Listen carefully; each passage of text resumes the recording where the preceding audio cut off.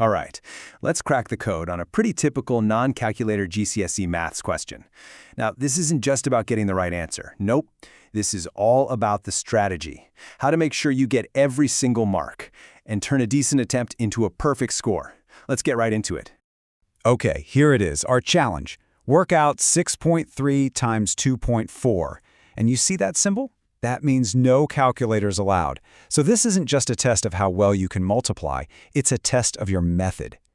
Now this question is worth 3 pretty crucial marks, and just scribbling down the right answer might not be enough to get them all. The real skill here is knowing how to guarantee you walk away with all 3. So let's break down exactly how you do that. To get full marks, you've got to start thinking like an examiner. And that means you need to understand the blueprint they're working from, the official mark scheme. It's the key to everything. First up, you've got the method mark, or the M mark. And honestly, this is fantastic news for you because you get credit just for showing you know how to tackle the problem.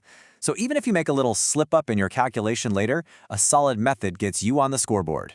And then you have the accuracy mark, or A mark. Now this one's for getting the numbers right, especially that final answer. But, and listen up, because this is crucial, you can only get this mark if you've already shown a correct method. No method shown, no accuracy mark. It's as simple as that.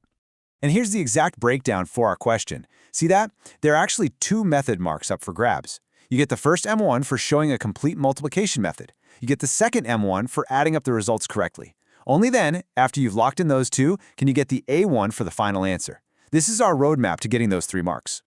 So how do we actually earn those method marks? Well, let's start with a tried and true classic, an approach a lot of you probably know, column multiplication.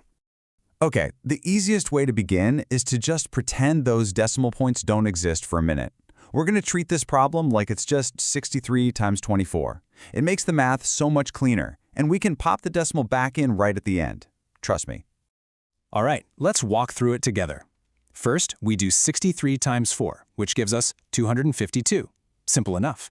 Then, we multiply 63 by 20, remembering that the 2 is in the tens column, so that 0 is super important. And that gives us 1260. The final step for this method? Just add those 2 results together. And boom, just by clearly showing the multiplication of 63 by 4 and 63 by 20, and then setting up that final addition, you have proven you have a complete method. That's 2 M1 marks in the bag right there. See how easy that was? But hey, what if column multiplication just isn't your thing? No problem at all. The mark scheme will accept any complete method. So let's check out another fantastic option. The grid method. This one's perfect if you're a more visual person. So for this one, we partition the numbers. 63 becomes 60 and 3, and 24 becomes 20 and 4. We draw a little grid and multiply to fill in each box. Once that grid is all filled up, all you have to do is add up the 4 numbers you've made. 1200 plus 240 plus 60 plus 12. And here's the thing. Showing this entire process, the grid, the multiplications inside it, and setting up that final sum is also a complete and correct method. It earns you the exact same 2 M1 marks. The examiners don't care which one you choose, as long as you show them you know what you're doing.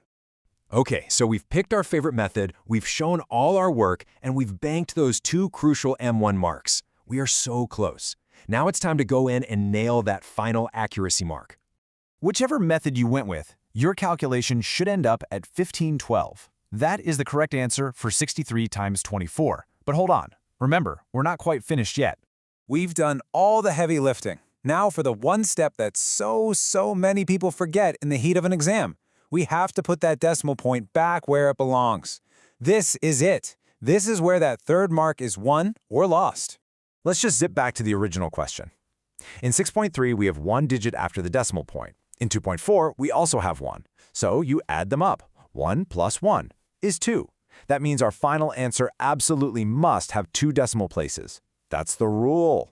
So we take our 1512 and we place that decimal point 2 spots in from the right. And there you have it, 15.12. Writing that down on the answer line is what gets you that final accuracy mark, the A1, a perfect 3 out of 3. Job done. So let's just quickly recap the winning strategy. Step 1, ignore the decimals and multiply the whole numbers. Step 2, use a clear method like column or grid and show all your work. Step 3, show your addition. And the final crucial step, count the decimal places in the original question and put your decimal point back in. You follow those steps, and those 3 marks are all yours. And that's really all there is to it. That's how you dissect a question to make sure you get every single mark. So now that you've seen 2 totally valid ways to do it, it's worth asking yourself, which one feels better for you? Which method is going to be your go-to when that exam clock is ticking?